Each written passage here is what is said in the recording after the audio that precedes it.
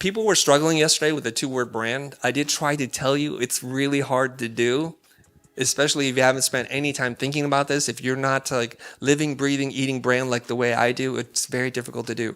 But let me help you out. Some people were giving me 2 adjectives. Like quietly fierce. Is that person in this room? Yeah.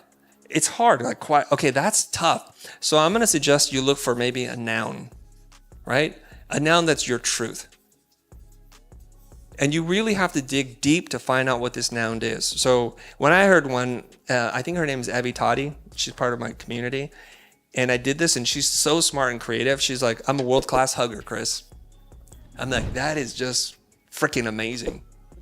Because a hugger is not something that people would celebrate. Like, everybody hugs. Why is that so special? And she just put this little twist on it. I'm world-class at it. And that was really cool. So, okay, world-class hugger. And it totally describes who she is. Now, other people can claim this, but once she claims it, it's so unique and different, you're kind of done. Really good. Now, the mistake that people think is like, your 2-word brand is going to be everything. It's not meant to be that. It's just a hook to begin a conversation. Think about it. You want to create such a powerful hook that people ask you, what does that mean? Tell me more. So when I tell people I'm a loud introvert, they're like, what? Really? Hard to believe. Tell me more. And that's what you want.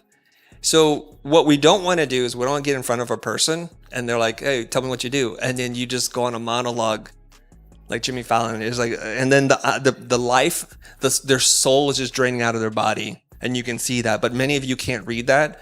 So what do? You just tell them even more. And they're like looking for the exit. They're looking for someone to save them. But the best way to do this, and if you study copywriting, I do, the headline is designed for one thing and one thing only. What is a headline designed to do? To do what? No? Okay, check this out. Very good. You're very close, but I'll get more nuance here. The headline is designed to do one thing, to get you to read the subhead. That's all it's designed to do. What's the subhead designed to do? Get you to read the body copy. That's all it's supposed to do. And then somewhere there's a CTA, call to action, right? That's all it's designed to do. So let's not try to treat everything that we do as a call to action to hire us right then and there, right? This is a conversation. It's a dialogue. It's supposed to go back and forth. So when you come up with your 2-word brand, it should excite people. It should be kind of mysterious and intriguing. How is that possible? Tell me more. What do you mean, world-class hugger? You're a brand mother? What does that mean? You see, that's what it's supposed to. That's how it's supposed to work. There's an excellent book, and I mentioned to some of you yesterday. It's called Pop. It's written by Sam Horn, and she's very good at understanding this. She's so good. And if you just search her name, Sam Horn, you will find a TED Talk that she gives, and it's freaking awesome. So good. But read her book. It's worth its weight. Seriously, she'll help you come up with clever ways to describe things. And she has a whole system. So here's what we do. The reason why cliches are terrible and you get eye rolls is because we've heard it too many times. Okay? And so if you went to design school like I did, you were probably told, do not use cliches. Use a cliche, go to jail. That's it. And then I'm reading in this book. It's called Smile in the Mind. It's about conceptual thinking. And in the back, I'm reading like some sage advice from these luminaries in the design space. And they're like, a cliche is a bankrupt idea. Make a deposit. Cliches work because they're familiar to us. So what you want to do is you want to take something that's known, that's kind of played out, and you add just a little bit of a twist to it, and it becomes unknown.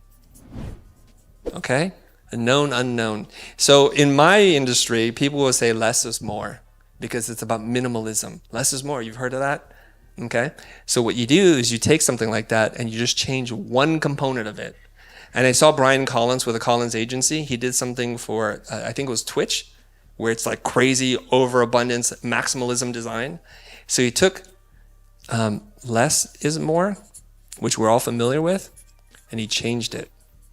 I'm not even sure it's original, but I like it. You know what he did? Just took this letter away and says mess is more. And then he just completely changed the whole thing. He took something that we know and he changed it. So Sam Horn talks about this in her book, Pop. Take a popular book or movie that everybody already knows.